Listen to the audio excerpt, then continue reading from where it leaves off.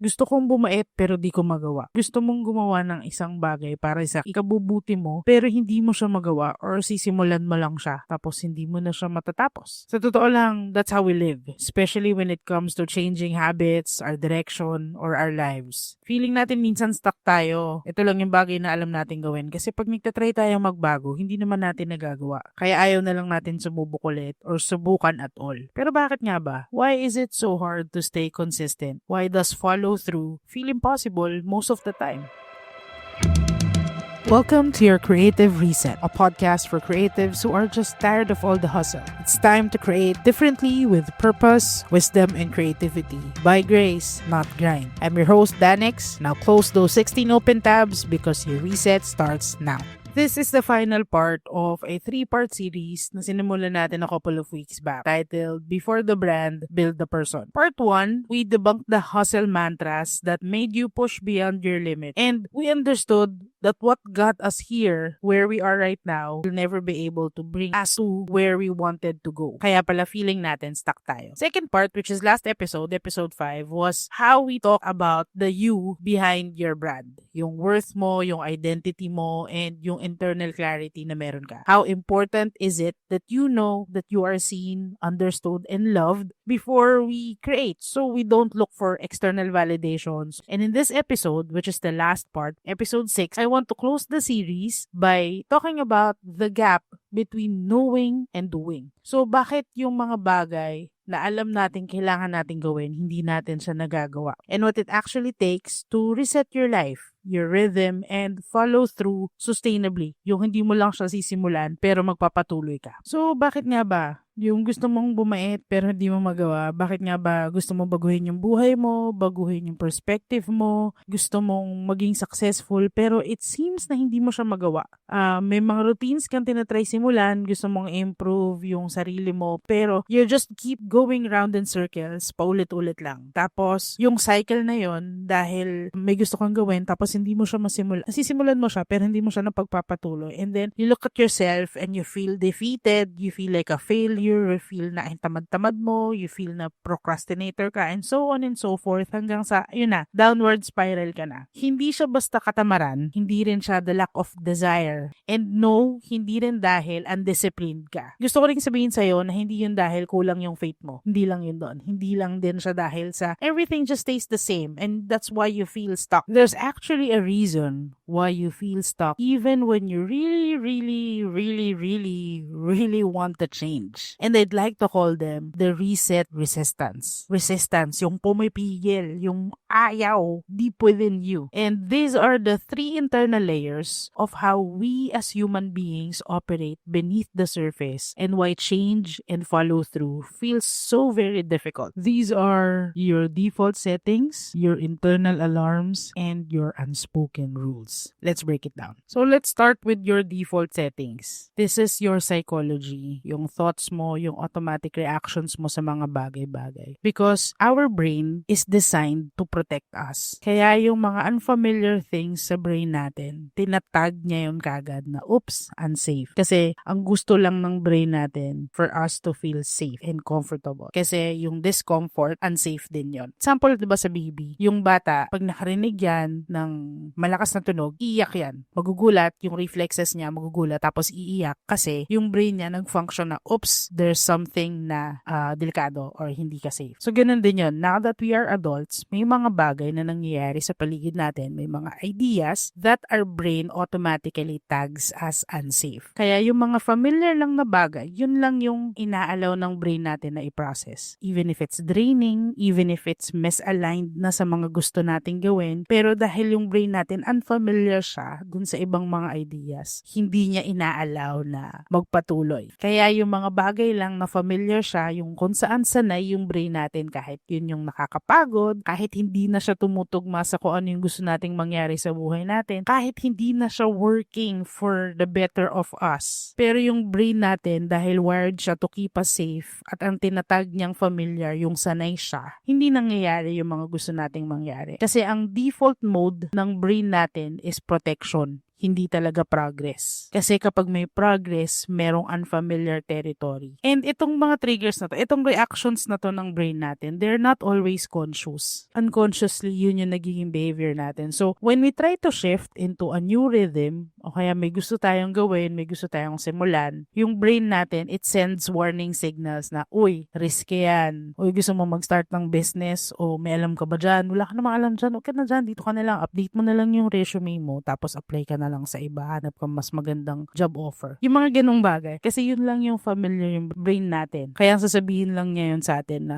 let's go back to what we know. Hindi tayo masyado sanay dyan, AI. O hindi tayo masyado sanay dyan, dito lang tayo sa kung ano yung safe para sa atin. So, yung brain natin, it always runs on what it knows. Kaya, importante talaga na dinidevelop natin, we allow our brains, we allow ourselves to grow. Kasi kung hindi, magiging dun tayo nasa stuck lang sa default settings ng brain natin. Kaya kapag may mga bagay na gusto na nating ayawan, yung automatic response pa rin ng utak natin, mag-yes pa din siya. Kasi dun siya nasanay. And when you do those things, you're not making a decision. You're setting yourself on a default setting. Okay? Kunyari, ang gusto mo talagang gawin is mag-set ng boundaries sa work para pag after 5 o'clock or 6 p.m., wala nang emails, wala nang chat about work. Pero dahil sanay ka na ang default mo na talagang yung trabaho mo is so demanding and kailangan mong mag-reply. So kahit alam mong ayaw mo nang mag-reply, ang automatic response mo pa din ay mag-reply ko pa din sa work kasi nga yun yung sanay yung brain mo. And it's not a decision that you're making, it's a default. The second layer is your internal alarms. Ito yung body responses natin, yung resistance natin to the unfamiliar. How our body interprets danger even when it's actually good for you. Kasi yung brain natin, sinasabi ng brain natin na, oops, unfamiliar yan, hindi yan safe. Therefore, ang reaction ng body natin, i-interpret na yung danger na hindi yan okay para sa'yo. So these are the signals that your body sends kapag may something feels off. Yung mga bagay na hindi ka sanay. Kaya yung mga bagay na familiar ka, yun lang yung okay sa kanya kahit pangit na yun. For example, eating habits, di ba? Alam mong hindi maganda yung junk food, pero dahil nasanay ka, kapag may overtime, kain ka ng unhealthy, kasi yun yung automatic response ng katawan mo sa stress. Kasi yun yung sanay siyang gawin. Ito pa, another thing, if you've been rewarded of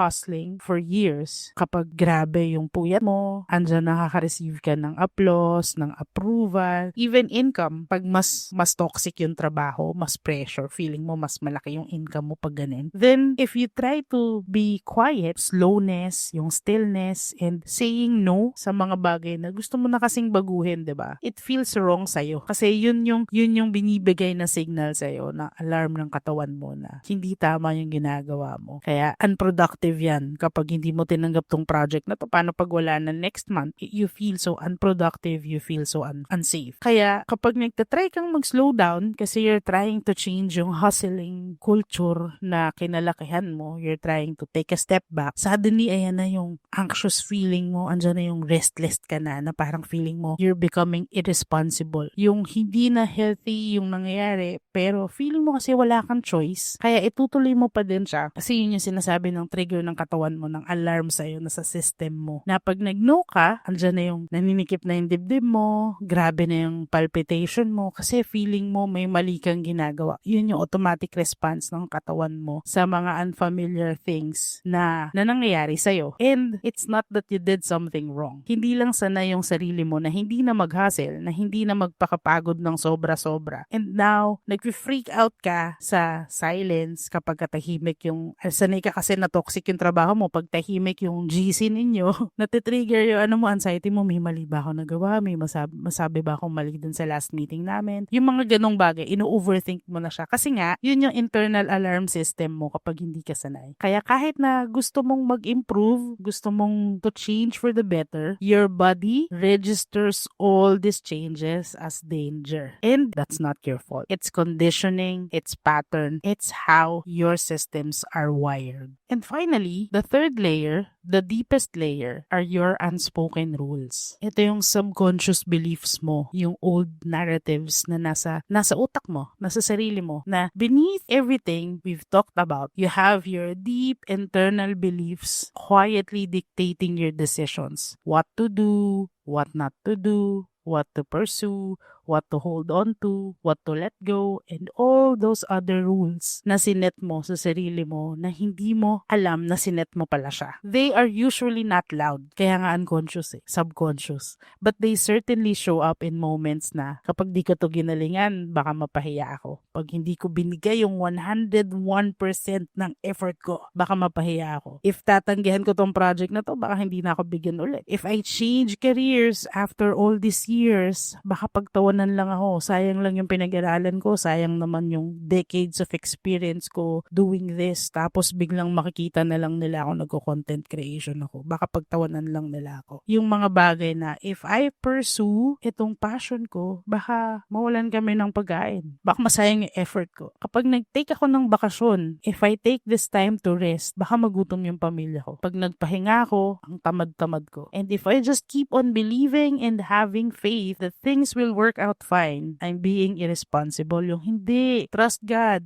Have faith. Tapos you will do nothing. Tarang I'm just becoming irresponsible pag lagi ko lang sinasabi no, trust God, have faith, have faith. And all those other narratives na sinasabi mo sa subconscious mo, they run the show for you. Yung hindi mo namamalayan, automatic yung mga decision makings mo because they come on those narratives that you've been wired all throughout this year simula bata ka hanggang tumanda ka. Sa pagpalit mo ng trabaho, sa pagpalit mo ng partner, ng boyfriend, ng girlfriend, may mga internal rules kang nabibuild dyan. And kaya sa pagdidesisyon mo in your daily lives, unconsciously, dun mo hinuhugot yung mga reasons mo. You pick those things up through yun nga, survival. Sa culture din, through the seasons where hustling felt like the only option na meron ka. That's why we behave the way we behave dahil sa lahat ng mga experiences natin. And these beliefs were not born overnight, simula pagkabata. You might not say these things out loud. Yung mga prinsipyo mo, often unspoken yung mga yan, pero they are the ones directing your decisions. And the danger is, as long as they remain unspoken, they stay unchallenged. Yun lang sila, nagro-rule lang sila sa kaharian ng buhay mo. Kasi unconsciously, hindi mo namamalayan yung mga prinsipyong yun, yung nagdi-dictate sa bawat desisyon ng buhay mo. So,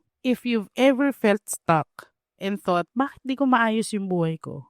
What's wrong with me? I wanted you to realize na you're just operating on your old system, on your old wiring. O kaya, ito pa kasi yung current mo na sistema. And it's not about trying harder. It's not about doing more effort. It's not about, parang gano'n na rin yun. Yung personal development mo, hinahustle mo na din. It's not that, diba? We are anti-hustle here in this community. It's about resetting those 3 layers with intention, with truth, and with God's grace. Now that we've understood the reason why we are stuck, ano yung behind sa resistance ng progress, ng changes, ng improvement, and development for us to grow and succeed, let's talk about where to go from here. And this episode not just wraps our special series before the brand build the person. Kaya rin excited ako sa episode na to kasi more than just ending yung series na I believe very, very important. Kasi before we can create something, before we can build a business, before we can build a passion project, bago natin gawin yung mga bagay na yun, I really understood and believe that kailangan muna nating i-build yung sarili natin to become a better person before we are able to do and succeed on the other endeavors that we wanted to do. And it's also, this episode is also the beginning of something deeper for your Creative Reset podcast. Because if we are to create differently, not from pressure but from purpose, kailangan may baguhin tayo. We need to have a new kind of rhythm. One that brings together yung mga bagay na pinag-uusapan natin kanina. One that brings together yung mind natin, yung heart natin, and yung faith natin. Ano ibig sabihin? Kasi kapag itong tatlong bagay na to, kapag misaligned yan, yung mind mo, yung mga patterns dyan, yung beliefs, yung mental loops that you've been running on, pag hindi siya aligned sa kung ano yung nasa puso mo, yung mental, emotional cues mo, yung internal alarms, yung unprocessed na fears tied to past experiences, yung passion mo, yung deep desire mo, pag hindi siya aligned din dun sa faith mo, yung deeper truth on how you are designed by the Creator, hindi ka lang basta surviving or nagsastrive, but you are living fully, abundantly, joyfully. It's the kind of life that God has really planned for you. Kapag itong tatlong mga bagay na to ay hindi nag-a-align, you are being pulled to different sides. Kaya ka nahihirapan, kaya hindi ka nag-move forward, kaya you feel stuck. So having said that, on the next episodes under your Creative Reset podcast,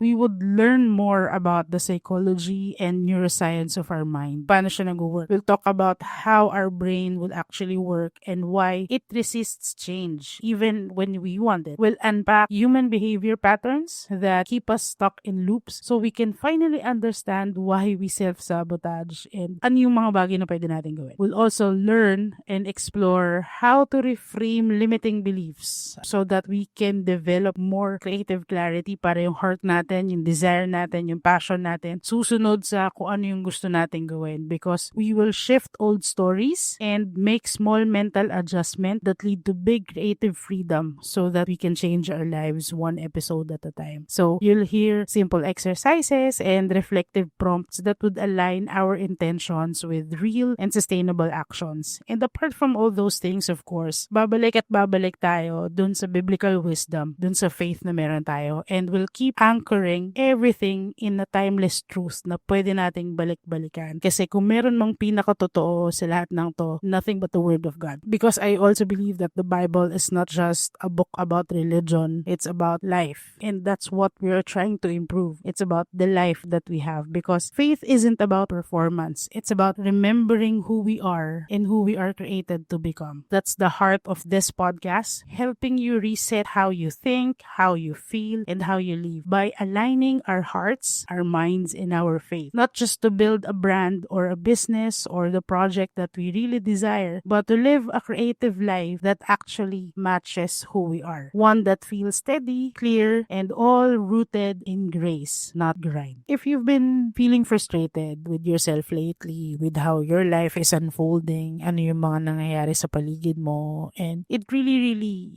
breaks your heart, and you're wondering why it has been so hard lately, why things have been so difficult lately, or why can't you seem to build a life you know you're meant for. I want you to hear this, and I want you to understand that there's nothing wrong with you. You're not behind, you're not broken, you're just in the process. And that's what this whole series, Before the Brand Build the Person, has really been about. It's not just about having a better motivation, a better strategy. It's all about becoming the kind of person who can carry the vision God has placed in your heart with clarity, with creativity, and with faith. Proverbs chapter 24 verses 3 to 4 says, "By wisdom a house is built, and through understanding it is established. Through knowledge its rooms are filled with rare and beautiful treasures." This is your house, your building. This is your life. And it is definitely okay if it takes time to rebuild. Allow wisdom to guide your next steps. Hindi lang siya basta wisdom, but the kind that comes from the Lord. He can speak through people, through books, through podcasts, or sometimes He'll speak directly to you. Let understanding establish your foundation. Understanding yung patterns mo, understanding your beliefs, how it affects your creativity, how it could blur your clarity, how it can mess up your pace, and how it can steal your peace. And trust that what you're building from the inside out will be filled with the kind of treasure that actually matters. Sabi dun sa verse, beautiful treasures. Go and be gentle. Give yourself grace. Huwag kang ma-frustrate sa sarili mo because you don't have to rush the reset for it to be real. Hindi mo kailangan mag-hustle, magpagod ng magpagod to have more success. Kaya kung sasabihin mo sa akin, gusto kong magbago yung buhay ko, gusto kong bumait, pero di ko magawa. I hear you. I understand where you're coming from. And I know what are the hindrances, what are the resistance that you've been facing. And there's no secret formula to building a better brand, a business, or a better life. Ang kailangan mo lang wisdom from the Lord, understanding of who you really are, and the right knowledge to help you break free. And that's what we're doing here. One episode, one reset at a time. Thank you for having your reset with me. My name is Danex. If this episode helped you, share it with a fellow creative who might need it too. And please let me know what you think of the episode by leaving a review. Let's keep creating with purpose, wisdom, and creativity, all by grace, not grind. See you on your next Creative Reset.